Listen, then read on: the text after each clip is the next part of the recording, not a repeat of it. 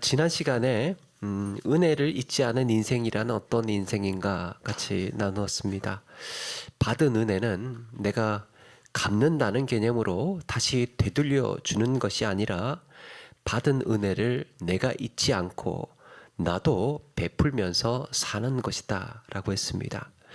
그런데 오늘 말씀에 등장하는 이 나발은 그러지를 않았습니다. 그동안 도움을 주었던 다윗의 사람들에게 온갖 모욕과 수모를 퍼부으면서 돌려보냅니다. 빈손으로 돌아온 전령들의 보고는 다윗으로 하여금 처절한 보복을 결심하게 만들었습니다. 마음을 써서 도와줬더니 양 지키는 일들을 도와줬더니 모른 채 하고 그냥 돌려보냈던 것이죠. 모욕을 당했다고 느끼던 순간 다윗은 이 나발과 그 일가를 모조리 학살해버릴 작정이었습니다. 그래서 최소한의 병력만 남기고 싸울 채비를 하고 나발의 집으로 향합니다. 이제 나발의 소유는 완전히 몰수가 되고 나발을 비롯한 그 일가는 처참하게 죽을 일만 남았습니다. 한편 나발과 그 가족은 이 무서운 피해 보복이 다가오고 있다는 사실을 눈치채지 못하고 양털 깎는 날에 잔치만 무르익어 갑니다. 그런데 나발의 종 가운데에 하나가 뭔가 촉이 좋았던지 심상치 않은 일이 벌어질 거라고 예감을 합니다. 그래서 이 종이요 나발의 아내 아비가일을 찾아가서 이런 말을 합니다. 조금 전에 다윗의 전령들이 다녀갔는데요. 양털 깎는 날이라고 해서 잔치를 벌인다는 소식을 듣고 온 모양입니다. 그들이 하는 말이 그동안 우리가 당신네 양떼 지키는 것을 도와줬으니까 성의 표시라도 하면 좋겠다. 그래서 우리 주인이 성의 표시를 할 줄 알았더니 세상에 이 나발이 온갖 모욕을 다 하고 그렇게 돌려보냈지 뭡니까? 사실 그 사람들 지난번에 우리를 많이 도와줬습니다. 밤낮을 가리지 않고 우리 양떼를 지켜주고 돌봐줘서 우리가 그 덕분에 한 마리도 잃지 않고 갈멜에서 양을 칠 수가 있었습니다. 그런데 그런 사람들을 그렇게 모욕을 주고 수모를 주면서 돌려보내놨으니 이제 어쩌면 좋겠습니까? 분명히 뭔 일이 날 것 같은데요. 이런 이야기를 주인인 나발에게 하지 않고 그의 아내 아비가일에게 하소연을 하고 있는 이유가 무엇입니까? 오늘 말씀의 앞에 보니까요 17절에 주인은 불량한 사람이라 더불어 말할 수 없나이다. 아무리 말해도 우리 주인님은 안 들으신다니까요. 말이 안 통하지 않습니까? 아시지 않습니까?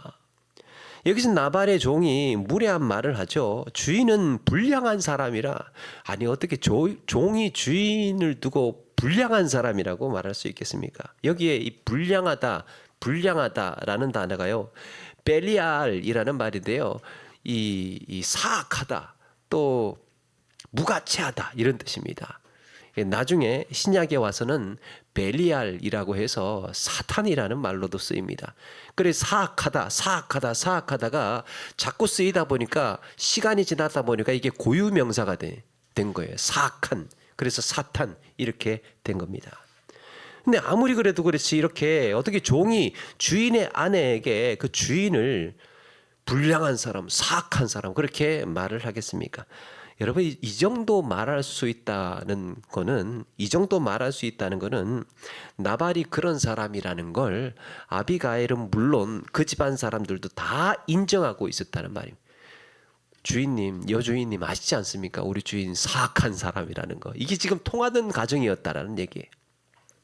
근데 그걸 나발만 모르고 있었습니다. 그럼에도 아비가일은 종을 야단치지 않습니다.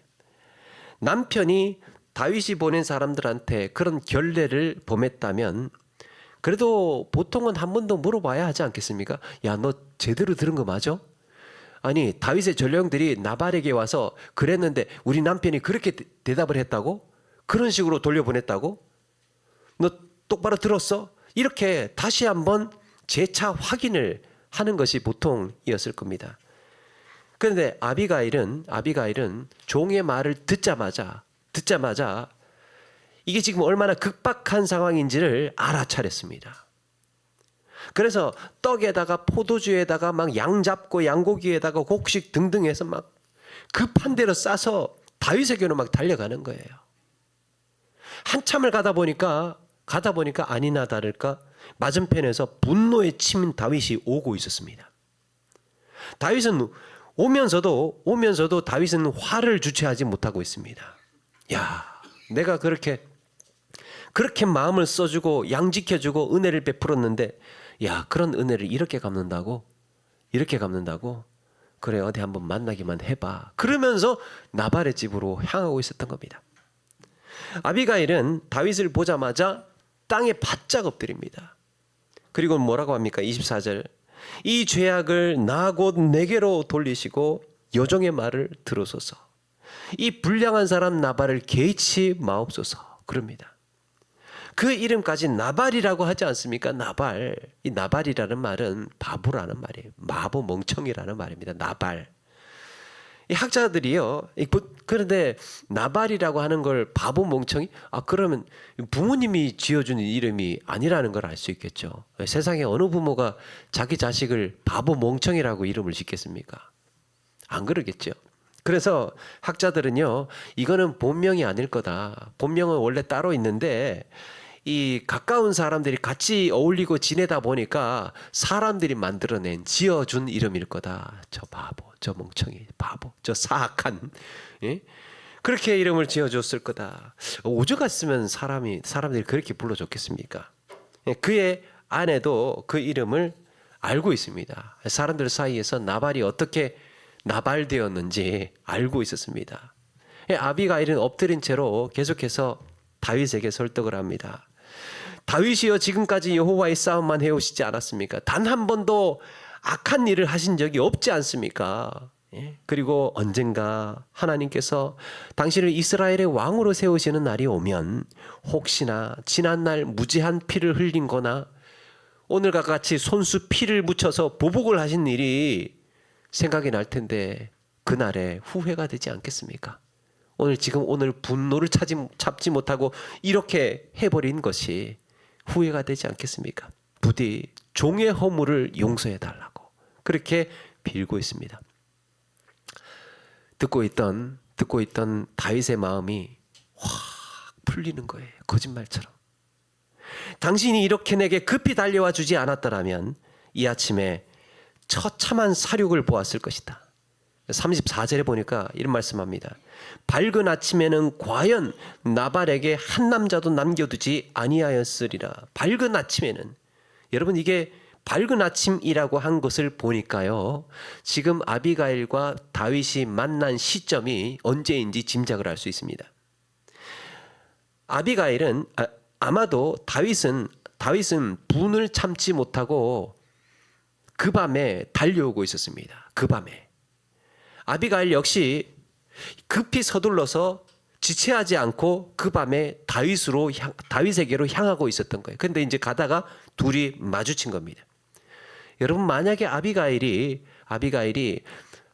그래 그렇다고 그럼 내일 아침에 좀 싸서 좀 보내야 되겠구나 그랬으면 늦었어요. 아침이 뭡니까? 그 아침에 들이닥쳐가지고 학살을 시작할 텐데. 그런데 아비가일은 지체하지 않았습니다. 용서를 구하기 위해서 지체하지 않고 부랴부랴 그 밤에 달려갔던 겁니다. 조금만 늦었으면 나발의 일가는 학살을 당할 위기였던 겁니다. 그래서 그 밤에 그렇게 달려갔고 다윗의 용서를 받아냅니다. 간발의 차이였습니다. 그렇다면 여러분, 다윗은 과연 어느 대목에서 칼을 거두고 평안을 찾았을까? 아비가일의 뭐 때문에 뭘 보고 평안을 찾았을까? 그 마음이 풀리는 결정적인 계기가 무엇이었을까요? 아비가일이 예뻐서 그랬을까요? 아니면 바리바리 막 싸들고 간 음식 때문일까요? 여러 가지 요인들이 있겠지만 우리가 주목해 볼 것은 24절입니다. 아비가일이 다윗을 보자마자 땅에 엎드리면서 제일 먼저 한 말이 무엇입니까? 저는 잘못 없어요. 저는 그 자리에 있지도 않았다니까요. 이게 다 제 남편 때문이에요. 그러니까 저는 살려주세요. 라고 하지 않고 뭐라고 합니까? 이 죄악을 내게 돌리소서. 내게 돌리소서. 28절에도 주의 여종의 허물을 용서하여 주옵소서. 자기 허물이래요. 여종의 허물을 용서하여 주옵소서. 우리는 이 일이 나발 때문에 일어났다는 것을 다 알고 있습니다. 나발이 잘못해서 이 일이 지금 이렇게 왔다는 것을 알고 있습니다. 그럼에도 그의 아내 아비가일은 이 죄악을 내게 돌리소서, 내가 죄인입니다 라고 말합니다. 따지고 보면 이 여인 잘못이 아비가일이 뭘 잘못했습니까? 그 말대로 그 자리에 있지도 않았습니다. 그럼에도 자신이 그 죄의 책임을 뒤집어 쓰고 빌고 있는 겁니다. 이게 진정성 있는 사과로 이어지는 거죠. 아주대 심리학자 김경일 교수님이라는 분이 라디오 프로에 나와서요, 진짜 사과란 무엇인가 라는 주제로 이야기를 한 적이 있습니다. 그러니까 이분이 이제 뭔 말을 하냐면, 한 사람의 인격을 알아보려면, 그 사람이 어떤 사람인지를 알아보려면 사과하는 거를 한번 잘 보래요. 사과를 어떻게 하는지를 잘 보랍니다. 그러면서 이제 사과의 가장 첫 번째 기본이 내가 하는 거랍니다. 사과는 내가 사과를 하는 거랍니다. 이게 뭔 말이냐 하면, 우리는 가끔 이제 이렇게 사과를 하는 경우가 있어요. 사과를 할 때요, 이런 표현을 씁니다. 아, 그래? 그랬다면 미안해. 그랬다면 미안해. 표현하죠. 당신이 그렇게 느꼈다면 미안해. 이렇게. 당신이 그렇게 느꼈으면 미안해. 이렇게 표현을 하죠. 조건을 답니다. 그랬다면, 그런 거라면. 물론 경우에 따라서는 그렇게 표현할 수도 있습니다. 있을 것 같습니다. 그런데 여기에는 어떤 뉘앙스가 숨어 있을 수 있느냐 하면, 나는 그런 의도가 아니었다. 나는 그런 뜻이 아니었다. 그랬는데 당신이 그렇게 느꼈다고 하니까 그랬다면 내가 미안하다. 이렇게. 그리고 또 이제 그런 표현도 씁니다. 공동체의 한 사람으로서. 공동체의 한 사람으로서. 내가 우리 중에 한 사람, 중에 한 사람이라고 포장을 하면 어떤 효과를 얻을 수 있느냐? 책임이 분산됩니다. 공동체의 한 사람으로서. 그러니까 다 책임 사실을 져야 되는데 내가 그냥 사과할게. 이렇게 되는 거예요. 책임을 분산시키는 거예요.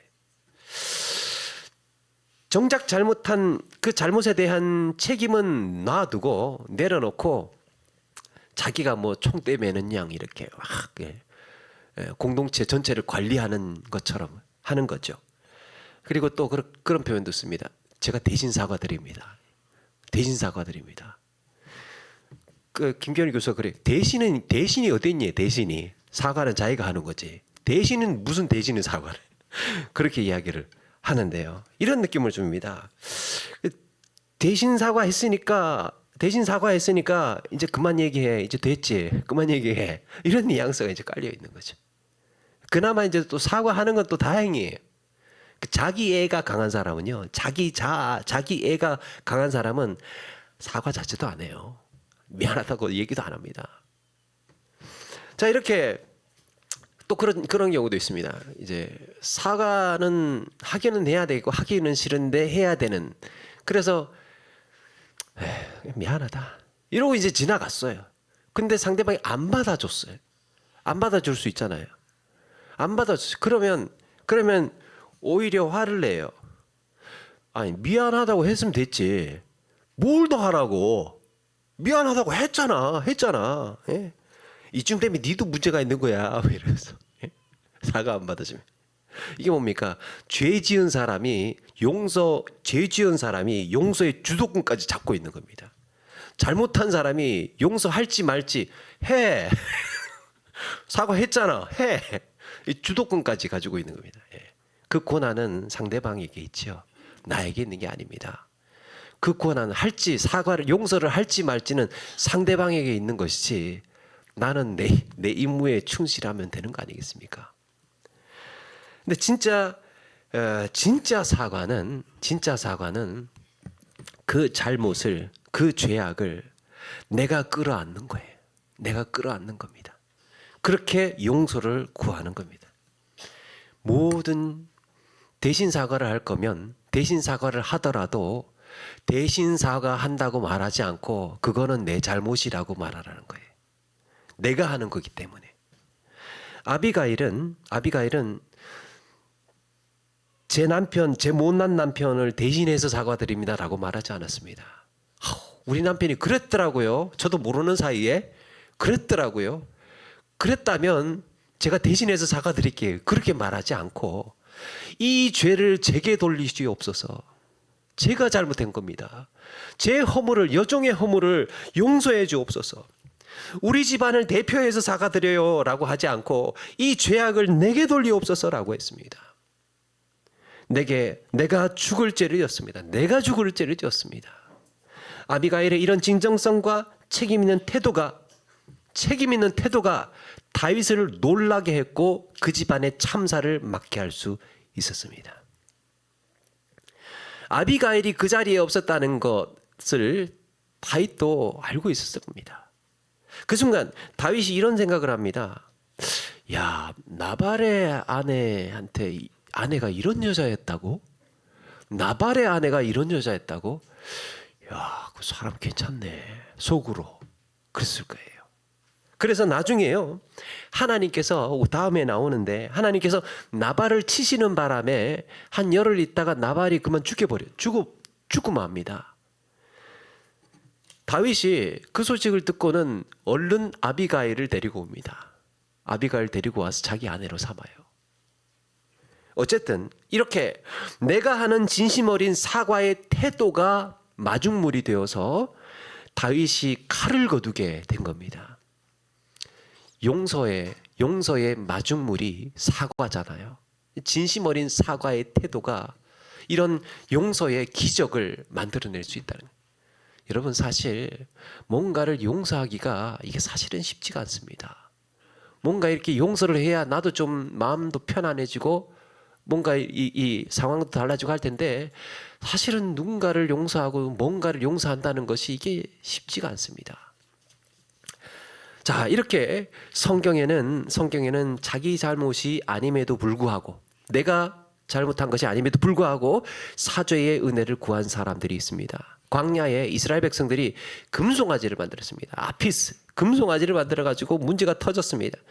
모세는 어디에 있었습니까? 시내 산에 하나님과 대면하고 있었습니다. 하나님의 진노로 이스라엘 백성들은 멸망 위기까지 치닫고 있었습니다. 그때 모세가요, 그들의 죄를 슬퍼하면서 하나님께 간구합니다. 하나님, 그들의 죄를 사하여 주옵소서. 그렇지 아니하시면, 용서 안 해주실 거면 원하건대 주께서 기록하신 책에서 내 이름을 지워버려 주옵소서. 하나님, 차라리 제가 책임지겠습니다. 이거는 제가 잘못한 겁니다. 그러니까 저들만 살려주십시오. 그걸 자기를 걸고 있는 겁니다. 자기를. 느헤미야는 예루살렘 성벽이 무너지고 성문이 불타서 폐허가 되었다는 소식을 들었을 때 그는 무려 1800km나 떨어진 페르시아의 수산궁에 있었습니다. 느헤미야는 예루살렘 백성들에게 야, 니들 도대체 신앙생활을 어떻게 했길래 하나님께 이렇게 징벌을 받아서 성문이 불타고 성벽 무너지고 이런 지금 수모를 겪고 있는 거야. 신앙생활 똑바로 안 해서 그런 거 아니야. 이렇게 책망할 수 있었습니다. 그런데 느헤미야가 그 소식을 듣고는 이렇게 기도합니다. 저 멀리 예루살렘에서 들려오는 그 폐허가 된 소식을 듣고는 울면서 나와 내 아버지의 집이 범죄하여 주를 향하여 크게 악을 행하였나이다. 주를 향하여 나와 내 집이, 아버지의 집이 범죄하여 주를 향하여 크게 악을 행하였나이다. 하나님, 이거는 제가 범죄한 탓입니다. 성벽 무너지고 성문 불타버리고 예루살렘이 그렇게 폐허가 된 것은 하나님, 제가 범죄했기 때문입니다. 내가 악했기 때문입니다. 하나님. 그는 민족이 범한 죄악을 자기가 끌어안고 울었습니다. 그리고 하나님은 이런 느헤미야를 통해서 성벽을 재건하게 하셨습니다. 하나님, 저 일요 제 잘못이에요. 내가 못나서, 내가 부족해서, 내가 기도하지 않아서, 내가 울지 않아서 지금 이런 일이 벌어진 거 아닙니까? 하나님, 제 잘못입니다. 이렇게 자기의 죄, 타인의 죄에 대해서 나는 거기에 있지도 않았지만 그 슬픔을 내 슬픔으로 알고, 그 잘못을, 그 죄를 내 죄로 알고 공동체에 대한 책임을 통감하고 사죄의 은혜를 구하는 장면, 이런 장면은요 아브라함을 통해서도 볼 수 있고, 사무엘을 통해서도 볼 수 있고, 다니엘을 통해서도 볼 수 있고, 에스라라든지 예레미야를 통해서도 여러 곳에, 성경 여러 곳에서 찾아볼 수 있습니다. 이런 대속의 모형이, 이런 대속의 모형이 예수님을 통해서 절정에 다다릅니다. 예수님께서 십자가의 고난을 당하실 때 내가 인류의 죄를 대신해서 죽는 거야, 너희들 똑똑히 알고 있어, 잘 들어, 너희들 때문에 죽는 거야 라고 하시지 않았습니다. 그런데 이미 선지자의 예언 속에는 이런 진실이 이미 다 들어가 있습니다. 인류를 위해서, 우리를 위해서, 인간들을 위해, 죄인들을 위해서 예수님께서 십자가의 고난을 당하신다는 사실을 똑똑히 기록하고 있습니다. 우리가 잘 알고 있는 말씀이 있죠. 그가 찔림은 우리의 허물 때문이요, 그가 상함은 우리의 죄악 때문이라. 그가 징계를 받음으로 우리가 평화를 누리고, 그가 채찍에 맞음으로 우리가 나음을 받았도다. 우리는 다 양 같아서 그릇 행하여 각기 제 길로 갔거늘 여호와께서는 우리 모두의 죄악을 그에게 담당시키셨도다. 분명히 대신 지신 고난입니다. 우리 모두의 죄를 짊어지셨다고 명백하게 말씀하고 있습니다. 그럼에도 또한 성경에서 이렇게 놓치고 있지 않는 것이 있습니다. 그럼에도 불구하고 우리 주님은 마치 도수장으로 끌려가는 양과 같이, 털 깎는 자 앞에 선 양과 같이 채찍에 맞고 살이 찢어지고 피를 흘리면서 십자가를 지고 올라가는 그 순간에도 끝까지 이건 너희들 때문이야, 너희들의 죄 때문이야 라고, 너희들 허물 때문이야 라고 입을 열지 않으셨다는 거예요. 왜 예수님께서 침묵하셨을까요? 예수님은 왜 끝까지 입을 열지 않았을까요? 너희들 때문이야, 이거 잘 알고 있어, 그렇게 말씀하시지 않았을까요? 사실은 그런 건데도 예수님께서는 오롯이 그 죄의 책임을 담당하시기 위해서였습니다. 자기 죄로 만드신 거예요. 너희들의 죄가 아니고 이거는 내 죄다라고 만드신 겁니다. 만주의 주가 되신 거룩하신 하나님께서 인간이 처할 수 있는 형벌 중에 가장 극악한 형벌인 십자가의 고난을 당하심으로 우리 주님은 죄를 대신이 아니고 스스로가 죄인이 되셨습니다. 죄 없는 죄인, 죄가 없으신 죄인. 여러분, 예수님 믿으십니까? 대답 안 하신 분 2분 봤어요. 예수님 믿으시지요? 자, 그러면 예수님을 믿는다는 말이 뭘까요? 이게 우리는 참 예수 믿는다라고 하지만 예수 믿는다라는 말이 뭘 의미하는 걸까? 예수 믿는 사람은 어떻게 살아야 한다는 말일까? 간단합니다. 예수 믿는다는 것은요, 예수님처럼 산다는 말이에요. 예수님의 삶을 그대로 따라서 산다는 얘기예요. 그런데 예수님처럼 산다라고 했을 때 예수님이 사셨던 것처럼 출가하고 막 제자들 12명 모으고 다니면서 막 병 고치고 이렇게 똑같이 모방을 하라는 얘기가 아닙니다. 예수님처럼 산다는 것은 예수님이 쓰셨던 마음의 방식대로, 예수님의 방식대로, 예수님의 태도처럼, 예수님의 그 사랑을 닮아서, 그것을 따라서 예수님이 걸어가신 고난의 길을 우리도 쫓아서 그런 것처럼 그렇게 그런 방식으로 따라서 살아라는 겁니다. 그게 이제 십자가의 길을 우리가 따라가는 것이고 주님을 따르는 제자의 삶이라는 거예요. 예수님처럼, 예수님의 방식처럼. 자, 그렇다면 예수님의 생애 가운데에 예수님의 공생애 중에서 가장 영예롭고 가장 인상적이고 눈에 띈 가장 큰 사건이 무엇입니까? 예수님이 하셨던 사건 중에서 가장 크게 이루어 놓으셨던 사건. 모른 척 하지 마세요. 십자가의 제물이 되신, 대속의 제물이 되신 십자가 사건 아닙니까? 그게 예수님께서 이 땅에서 가장 크게 일구어 놓으신 사건이에요. 그런데 이것을 우리는 어떻게 적용을 해볼 수 있지? 예수님께서 이루어 놓으신 가장 큰, 과연 예수님은 어떤 태도로, 어떤 마음가짐으로 저희를 하셨을까? 이거를 우리의 실제 삶에 십자가를 어떻게 적용을 하지? 십자가를 어떻게 적용을 하지라고 했을 때, 여러분, 우리도 똑같이 퍼포먼스 하듯이 흉내 내듯이 십자가를 지고 똑같이 이 골고다 언덕을 올라가야 한다는 말이 아닙니다. 맞죠? 예? 똑같이 예수님처럼 저렇게 했으니까 나도 예수님처럼, 그게 아니라는 거예요. 주님께서 대속의 제물이 되셨던 것처럼 우리 역시 대속적 태도로 살아야 한다는 겁니다. 예수님은 일찍이 너희는 세상의 빛과 소금이다라고 하셨습니다. 우리에게. 그런데 이걸 조금만 다르게 이해해도요, 너희들은 빛과 소금이다라는 말씀을 조금만 다르게 이해를 해도 해석이 천차만별로 달라집니다. 예수님께서 우리에게 빛과 소금이 되라고 하셨을 때 이걸 어떤 의미로 받아들여야 할까요? 만약에요, 이게 나 중심의, 너는 빛이야, 너는 소금이야, 너는 대단해, 이런 식으로 나 중심의 이해로 받아들이면 어떻게 우리가 이해를 하느냐면, 그럼 내가 세상에 빛이 되어서 다른 사람들 사이에서 막 빛나는 인생이 되고 사람들에게 막 박수받고 찬사를 받고, 그래, 야, 하늘에 빛나는 별과 같이 정말 이렇게 영예롭고 아름다운 영광을 누리는 그런 빛과 같은 인생으로, 그렇게 빛과 같은 인생으로. 소금도 마찬가지죠. 소금 없어서는 안 되잖아요. 그래서 나는 소금이야, 약방의 감초와 같은 인생이야, 그러면서 내가 어디든지 꼭 있어야 되고, 내가 가는 곳마다 일이 되고, 그러니까 나는 소금과 같은 인생이야, 이렇게 이해를 할 수 있다는 거죠.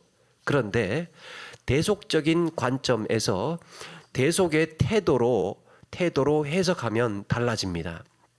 내가 세상의 빛이 된다는 말은 빛의 역할, 빛의 기능을 하라는 얘기예요.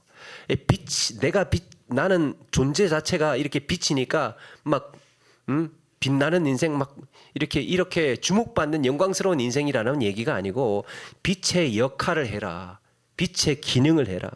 내가 빛나는 인생이 아니고 나를 태워서, 초가 녹듯이 나를 태워서 주변의 어두운 곳을 비추고 밝히는 데에 목적이 있습니다.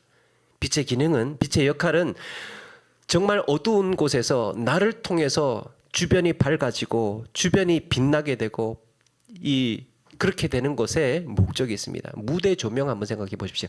무대 조명 보고 우리가 야, 저 빛이야 그러면서 하지 않잖아요. 박수 치지 않지 않습니까? 무대 조명은 그냥 빛나는 기능만 하는 거예요. 빛을 내는 기능만, 비추는 기능만. 조명이 비추고 있는 대상에게 우리가 박수를 보냅니다. 비추고 있는 밝은 대상, 그걸 보고 와, 저거 누가 했어? 누가 비추었어? 예수 믿는 사람이. 누가 밝게 했어? 믿는 사람이 밝게 했어. 야, 그렇게 비추었다고? 그런 착한 행실로 하나님께 영광을 돌리게 하라 그랬습니다. 그렇게 밝아지는 것을 보고, 주변 환경이 변화되는 것을 보고, 그렇게 비추어서 회복이 되는 것을 보고, 그렇게 살아나는 것을 보고, 정말 저 일을 이룬 정말 그 착한 행실. 그런데 자기 영광은 가리고 하나님을 드러내는, 그걸로 하나님께 영광을 돌리게 하라 그랬습니다. 그게 믿는 자의 삶이라는 겁니다. 그렇다면 성숙한 그리스도인의 우리 좀 성숙한 그리스도인이 되었다면 우리가 배우고 닮아가야 할, 사람이 성숙해가면 성숙해갈수록 이타적이 됩니다. 미숙하면 미숙할수록 나만 봐요. 나만. 내가 그 어린아이와 같은 그런데 성숙해지고 힘이 생기고 여력이 더 커지고 그러면요 주변을 이제 돌아보기 시작을 합니다. 그게 성숙해져가는 것은 이타적이 되어 간다는 거예요. 보살필 수 있는 힘이 생기는 겁니다. 관리하고 통제하고 보듬을 수 있는 능력이 생겨간다는 거예요. 성숙해져 간다는. 그러면 예수님께서 행후에 해놓으신 십자가 사역이 가장 숭고하고 가장 큰 것이었다면 우리도 그런 대속적인 태도로 사는 것이 뭘까? 대속적인 태도로 사는 게 뭘까? 거실에서 놀던 애가요 물이 쏟아졌다고 치자고요. 애가 놀다가 물이 쏟아졌습니다. 막 거기에 이 물컵이 깨져가지고 컵도 깨졌어요. 설거지하던 엄마가 뛰어오더니 애 등짝 스미싱을 날리면서 막 야 너는 조심 좀 하지 뭐 난리야. 가만히 두면서 가만히 있을 날이 없어. 그러면서 막 얘를 막 야단을 치는 거예요. 엄마가 너 때문에 스트레스 받아서 못 살겠다 막 짜증을 냅니다. 그러니까 가만히 듣고 있던 TV를 보던 아빠가 또 짜증을 냅니다. 아니 그러니까 설거지는 좀 일찍 이제 엄마가 혼나요. 설거지는 좀 일찍 해놓으라니까. 그리고 애 좀 보라니까. 어떻게 하루도 조용할 날이 없어 그냥. 그러면서 짜증을 냅니다. 그러니까 엄마도 참지 않습니다. 당신은 TV 보면서 애 안 보고 뭐 했어? 여기서 한 걸음 더 나아갑니다. 쉬는 날 가족들끼리 나들이라도 좀 가지. 그런 생각은 안 하고 하루 종일 자빠져가지고 TV나 보고 말이야. 그러면서 물 쏟고 컵 깨서 애는 죄인 되고 엄마는 일찍 설거지 안 해놔서 죄인 되고 아빠는 좀 더 많습니다. 쉬는 날 TV 본 죄, TV 보면서 애 물 쏟은 거 안 본 죄, 거기다가 나들이까지 안 나간 죄. 막 죄인들 투성인 거예요. 그런데 여러분 대속적인 태도는 뭡니까? 대속적인 태도는 스스로 문제를 떠안는 거예요. 벌어진 일을 내가 떠안는 겁니다. 그러면 어떻게 될까요? 똑같이 애가 물을 쏟았습니다. 컵이 깨졌어요. 설거지를 하던 엄마가 쫓아와서 애를 살피더니 이렇게 이야기합니다. 엄마가 컵을 제때 못 치웠네. 여기 컵이 있는 걸 엄마가 제때 못 치웠네. 엄마가 미안하다. 아빠도 놀랍니다. 아빠도 아우 TV 보면서 정신 팔려가지고 거기 컵 있는 것도 못 봤네. 아빠가 잘못했다. 일어난 문제를 나 때문에 일어난 일이라고 하면서 서로가 자기가 떠안고 있습니다. 서로 자기가 떠안고 있어요. 안 믿는 사람들이요. 가끔 안 믿는 사람들이 교회를 비판할 때가 있습니다. 부정적인 이야기를 하고 막 그럴 때가 있습니다. 그러면 우리는 어떤 태도를 보여야 되겠습니까? 그렇게 시작을 하죠. 야 교회가 말이야 막 그러면서 시작을 합니다. 교회 부패 타락 막 그러면서 불미스러운 뉴스까지 그것도 잘 오래오래 기억을 또 하고 다 있더라고요. 그런 이야기까지 막 쏟아내면서 하고 있으면 뭐라고 이야기를 할까요? 나는 빠져야 될까요? 그러니까 신앙생활 잘하는 나까지 욕먹는 거 아니야. 그러면서 나는 빠져야 될까요? 아니면 그렇게 부패한 교회들은 잘라내야 할까요? 아니야 너 그런 거 잘 몰라서 그런 것 같은데 아직도 좋은 교회들 많아. 그러면서 그가 하는 교회들은 나가리 이렇게 맞아 부패 타락한 교회 맞아 그 신경 쓰지 마 이러면서 그런 교회들은 다 잘라내고 버려야 될까요? 성숙한 그리스도인의 대답은 이런 겁니다. 내가 할 말이 없다. 내가 할 말이 없다. 당신의 얘기를 듣고 보니까 가만 생각해 보니까 내가 한국 교회를 위해서 한 게 없어. 아무것도 기도도 안 하고 눈물도 울 생각도 안 해보고 교회가 이 지경이 되도록 저런 일이 터지도록 내가 그걸 신경 쓰지도 않았어. 그러니까 그건 내 잘못이다. 미안하다. 내 잘못이다. 미안하다. 이것이 내가 책임을 통감하고 사과할 일이지 나는 아니라거나 변명하거나 덮거나 그렇게 할 일이 아니라는 겁니다. 여러분 이렇게 성숙한 그리스도인의 삶은요 가족의 평안을 위해서 공동체의 평안을 위해서 대속적인 태도를 갖는 겁니다. 그런 사람이 많을수록 힘이 있어요. 책임지는 사람이 많을수록 강한 능력을 발휘합니다. 자기 일이 되거든요. 사랑하는 여러분, 십자가는 예수님께서 너희 잘못이다라고 외친 사건이 아니고, 그건 그 죄는 내가 지었다라고 외친 사건입니다. 우리가 십자가의 길을 따르는 삶도 마찬가지로 같은 원리로 대속적인 삶이어야 한다는 거예요. 우리가 다다라야 할 가장 고상한 지점, 그리스도인의 삶에 있어서 우리가 도달해야 할 가장 최상위에 있는 정말 그 숭고한 지점은 바로 대속적인 태도를 갖는 것입니다. 처음에 신앙생활은 나만 잘하면 됩니다. 난 뭐 할 게 뭐가 있습니다. 나만 제대로 잘 추스리고 나만 잘 챙기고 그렇게 나만 건강하게 신앙생활을 하면 돼요. 그런데 우리가 좀 더 성숙한 그리스도인이 된다면 시야가 달라져야 하고 태도가 달라져야 하지 않겠습니까? 어디로 나아가야겠습니까? 내 주변으로. 그리고 지경이 더 넓어지는 거죠. 더 확장되는 거죠.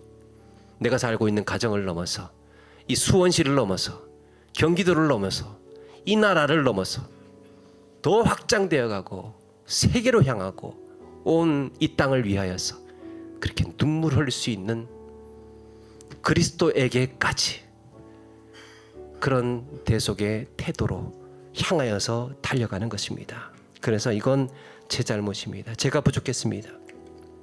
이런 마음가짐이 관계를 치유하고 가정과 교회를 성숙하게 하고 건강하게 하는 그런 삶으로 이끌어가게 될 줄로 믿습니다.